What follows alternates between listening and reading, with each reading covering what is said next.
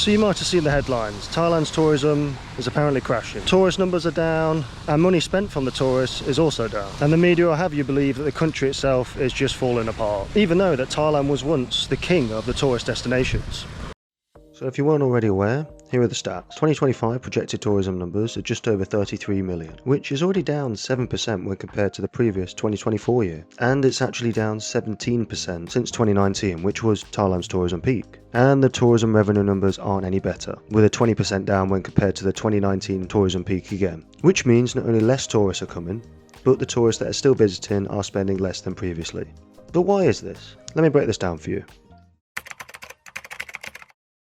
To start with, the biggest tourist group down in numbers are actually the Chinese tourists. You've probably seen them travelling around on a double-decker bus getting the full Thailand tour. And this year, so far, the Chinese tourism numbers are down nearly 35%. And that number has been going down since around the time of that story of that Chinese actor getting held captive and then them trying to get some ransom money. That story has seemed to left a bad taste in the mouths of the Chinese people.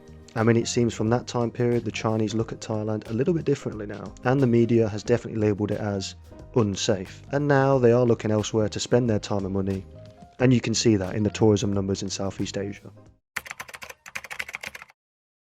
Another reason for the tourism drops is the changes to the Destination Tourist Visa, or DTV, because previously tourists on that visa could open a bank account in Thailand, but now that rule has changed and people who might have held bank accounts before have actually had them closed. This is also a factor into tourism crash because now people that want to bring a lot of money into the country to spend will now have to pay the withdrawal fees every time at the ATMs again, just like every other tourist. Or they even might struggle with transferring money around because of the new rules, or they might just want to avoid all that stress altogether and any of the extra costs that come with it and just go somewhere else that doesn't have these issues for them.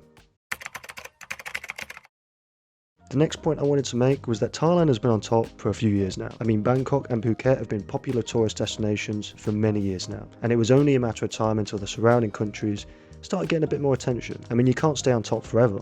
I mean, Vietnam seems to be catching Thailand up with its tourism. I mean, everybody who I speak to who's traveling Southeast Asia right now is raving about Vietnam, like it's just popped out of the ocean randomly this year. Also, Cambodia and Malaysia's tourism is on the rise too.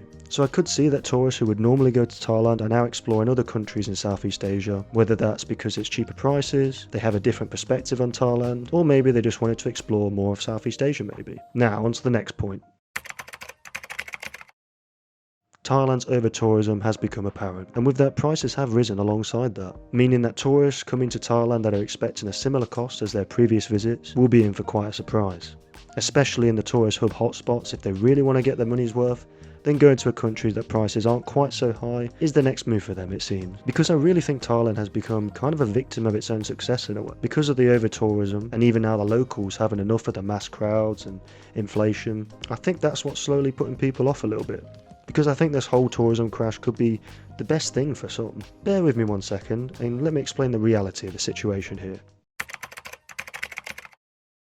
Even though Thailand's tourism numbers are down when compared to previous years, it still has a lot of tourists. It's not like everybody is avoiding the country, by no means. There's just less crowds, less people than previous years. And it for sure seems that the influencer crowd and wave is quickly shifting away from Thailand and more towards Vietnam. Da Nang especially, I keep seeing everybody moving there and posting about it. It seems to be the new Bali as far as the way everybody talks about it anyway.